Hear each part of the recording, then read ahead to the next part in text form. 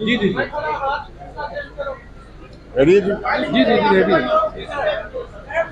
देखिए जी, अभी तो सब जुडिस है केस, और उसके अंदर नेक्स्ट डेट हमें पता चलेगी कौन सी है। तो अभी मुस्तफा साहब का केस सुना है इन डिटेल। हमारा केस अभी तक सुना नहीं है, तो उसकी सुनवाई अब नेक्स्ट डेट पे होती है, क्या जो भी अनाउंसमेंट होती है। तो अभी तक तो मेरी साइड तो आ ही रही है। जो मेन साइड थी वो दूसरी दूसरी कंप्लेनेंट की थी। तो अब मेरी बारी आएगी तभी मैं एक्सप्लेन कर सकता हूँ। अभी तो मुझे सिर्फ ये बताया गया कि नेक्स्ट डेट में आपने आना है, वो डेट आपको बता देंगे, और उनको भी बुलाया साथ ही। तो अब उसके बाद देखते हैं नेक्स्ट डेट में है क्या। अच्छा ये बताइए, मुस्तफा कमाल ने तो माफी मांग ली, मुस्तफा कमाल ने तो माफी मांग ली, आप अभी तक उस पर कायम हैं? आपका दिल है कि माफी भी मांगी जा सकती है नहीं, अगर कोई देखिए देखिए बात मसलक है, कराता हो? माफ़ी तो थड़े के ऊपर बैठे हुए आदमी से ही मांगी जा सकती है, कोई मसला नहीं। माफ़ी मांगना कोई गुनाह नहीं है, लेकिन माफ़ी के लिए कोई गलती भी तो करनी ज़रूरी है। अगर मैंने कोई गलती की है तो मैं खड़े में बैठे हुए आदमी के साथ कैमरे के सामने जाके हाथ पकड़ के हाथ जोड़ के ही माफ़ी मांग लूँगा, मुझे उसकी कोई प्रॉब्लम नहीं है। प्रॉब्लम ये है कि अगर मैंने कोई काम गलत नहीं किया तो उसका सवाल है ना, तो मैं एक्सप्लेन करूँगा। उसके बाद तो मैं, जो चीफ जस्टिस साहब है उनकी ऑनेस्टी का, मैं उनकी अपॉइंटमेंट से पहले भी कहा था, उनके बेंच की भी रिस्पेक्ट और ईमानदारी की बात है। तो मुझे उनके आगे तो पेश होने में कोई अभाव नहीं है। जो उनका फैसला होगा वो मैं मंजूर करूँगा। मैं बहुत रिस्पेक्टफुली उनकी कोर्ट की भी इज्जत करता हूँ, और उन तीन जजेस की भी, फैसल बेंच की भी वाडा करता साहब, हूँ। आज अदालत के अंदर बाजी अल्फाज में हुआ एक क्लोजर जज साहब ने कहा कि आपने अपनी प्रेस कॉन्फ्रेंस में हाई कोर्ट के 2 जजेस को मुखातिब होकर कहा था, तो वो स्पेसिफिक पर्सन प्रेस कॉन्फ्रेंस थी। फिर भी आप ये कह रहे हैं कि देखिए, आपकी अगर कोई गलती नहीं है। अगर आप समझते हैं कि वो सब्जेक्टिव बात तो मैं बात कर सकता हूँ, कितनी नहीं कर सकता, लेकिन अगर आप 10 का अगर फिगर है उस पूरी प्रेस कॉन्फ्रेंस का, तो अगर 2.5 हिस्सा स्पेसिफिक जजेस के बारे में है, अतर मिनल्ला और जज बाबर सत्तार, तो मैं एक्सप्लेन करूंगा ना कि उनके बारे में मैंने ख़त की बात की थी, और ख़त का जवाब नहीं मिल रहा था, और जवाब नहीं आया, और आने के बाद उस ख़त के अंदर कितनी डिस्क्रिपेंसीज है। ठीक है, तो वो तो मैं जवाब बताऊंगा। उन्होंने कहा है स्पेसिफिक, और मैंने भी उस प्रेस कॉन्फ्रेंस के अंदर ये बात जरूर की थी कि ये 2 स्पेसिफिक जज की बात हो रही है उस कॉन्टेक्स्ट और लेटर के ऊपर। तो उस पर तो मैं अभी भी हूँ कि वो लेटर मैंने मांगा, तो उसी को उन्होंने प्रेस कॉन्फ्रेंस दी थी। तो नथिंग अगेंस्ट द जुडिशरी, कि वो स्पेसिफिक लेटर है। मैं आपसे एक लेटर मांगता हूँ तो मैं आपका नाम लेके ही कहूँगा आपका लेटर आपने मुझे दे दें। लेकिन अगर आप कहेंगे मैंने पूरे मीडिया से ही बात कर ली है, तो वो तो मैंने नहीं की। कहा जा रहा है कि आपने किसी कहने पर प्रेस कॉन्फ्रेंस की थी, क्या कहेंगे?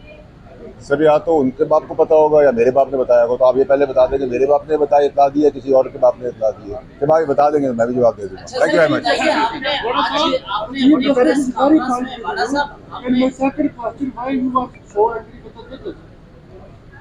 नहीं, मैं एंग्री बिल्कुल नहीं था, लेकिन मैं खुद बात करना चाह रहा था। तो उन्होंने कहा कि नहीं, आपका लॉयर बात करेगा। या आप लॉयर को डिसंगेज कर दो, तो मैं लॉयर को डिसंगेज तो नहीं कर सकता था। बट मेरा मेरा था, I wanted to speak to and explain myself, मैं बताना चाहता था। लेकिन उन्होंने कहा कि आप या इनको रखें या आप बात करें। मैंने ठीक है।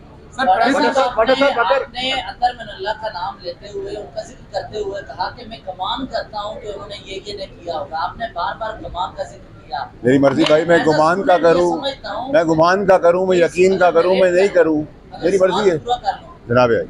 सवाल ये है, आपने कमान का जिक्र किया। यहाँ पर तो राहदारियों में ऐसी बातें होती हैं कि आपकी कुछ ऐसी वीडियोस है जिसकी वजह से आप तो वो प्रेस कॉन्फ्रेंस करने आए, तो हम ये भी कह सकते हैं कि हमें हम गमान कर लेंगे, वो अच्छी वीडियोस नहीं होगी इसलिए आप ब्लैकमेल होते। अगर सबूत है तो जिस तरह काजी फायज सर ने कहा, देखिए आपको ना, देखिए आप फिर बर्दाश्त का माता भी रखें। रेफरेंस लेके आए, देखिए, अगर अगर अगर मेरी कोई वीडियो की आपने मिसाल दी है, तो फिर जिन्होंने बोली है उनके घर वाले ना हो, ये चेक करवा लीजिएगा।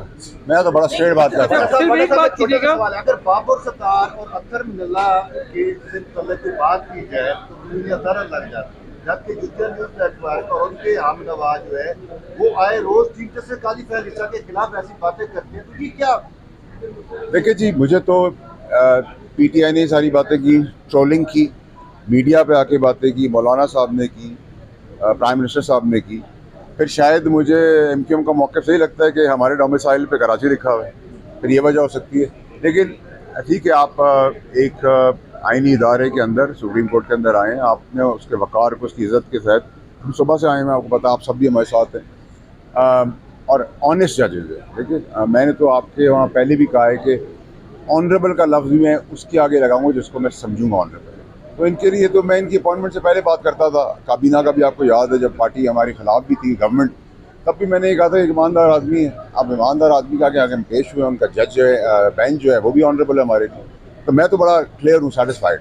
बाकी ये है कि आगे इमरान खान का भी तौहीन अदालत का केस इसी सुप्रीम कोर्ट में ज़ेर समाअत है, उसको आप कैसे देखेंगे? अगर आप सर- तौहीन अदालत लग सकती है तो उसका केस क्यों नहीं चल सकता? देखिए सर, मेरी बात सुनिए, ये तो आपको ट्रोलिंग से पूछना पड़ेगा, मैं तो इसका जवाब नहीं दे सकता। सब जुडिस की बात है। अच्छा एक मिनट, आपका फैसल बाबदा का बतौर सेनेटर या बतौर फर्स्ट अदलिया के बारे में क्या स्टांस है? देखिए जी, मैं अदलिया का वकार को, अदलिया की इज्जत को 140वें नंबर से 1 नंबर पे देखना चाहता हूँ। ये मेरी ख्वाहिश है और यही मुल्क की बेहतरी का रास्ता है कि अदल और इंसाफ का निज़ाम ठीक हो जाएगा, पाकिस्तान ऑटोमेटिकली तरक्की में चलेगा। अनफॉर्चुनेट है कि 140वें नंबर पर हैं। हम कोशिश ये कर रहे हैं कि ये किसी तरीके से इसका रिवर्स डे लगे और इंशाल्लाह लगे। नहीं, मकसद ये था तौहीन अदालत का नोटिस आपको भेजा गया है और उस जुमले में आपको अदालत में तलब किया गया है। आपका नुक्ता नज़र क्या है अदलिया के एहतराम के हवाले से? मैं तो अदलिया के एहतराम में जब भी नुक्ता नज़र के तहत तो यहाँ पहुँचा हूँ और आ भी रहा हूँ, पेश भी हो रहा हूँ, और जैसा अदलिया कहती रहेगी वैसा। जस्टिस बाबर सत्तार की दोहरी शहरियत की बात की है, नहीं, लेकिन आपने नहीं, गलत बात भाई, ये सवाल ही नहीं है। नहीं मेरा सवाल ले आप वो चेक कर रहे पूछा हैं। था। नहीं नहीं मेरा नहीं, सवाल ले लें। आपने पार्लियामेंट में वो कुछ डॉक्यूमेंट्स लहराए थे। अगर आप समझते हैं कि इस्लामाबाद हाई कोर्ट के जजेस ठीक नहीं तो फोरम मौजूद है, आप उनके खिलाफ रेफरेंस दायर क्यों नहीं करते? सर मेरी जान मेरी मर्जी है ना, जब मैं करूँगा फिक्र क्यों कर रहे हैं आप? हर चीज़ एक ही दिन तो नहीं हो जाएगी ना भाई। आपको भी खबरें मिलेगी, हमें भी मिलेगी। अभी एक एक्शन हुआ है, दूसरा एक्शन होगा, चौथा एक्शन होगा, 5वां एक्शन होगा, ऐसे चलते रहेंगे। परेशान ना हो। आपका सवाल ठीक है, आपने जो सवाल दोहरी शहरियत करेंगे या आपका जवाब वही रहेगा जो आपने पहले जमा करवाया है? सर, ये तो वकील साहब ने कहा है, वो मुझसे ज़्यादा पढ़े लिखे हैं, वो ज़्यादा कानूनदान है, उन्होंने बात की है। आपने दोहरी शहरियत की बात नहीं, मैं आपको बताऊँ, मैंने दोहरी शहरियत को ऑब्जेक्शन, कानून है तो रख सकते हैं, उसमें कोई कबात नहीं है। हम नहीं रख सकते, मॉरली ये प्रेसिडेंट गलत है। लेकिन मेरा सवाल है था कि अगर आपने ये कहा है, आपने पहले ख़त में लिखा है, इबाम ये किया है कि रिकॉर्ड में है, ठीक है।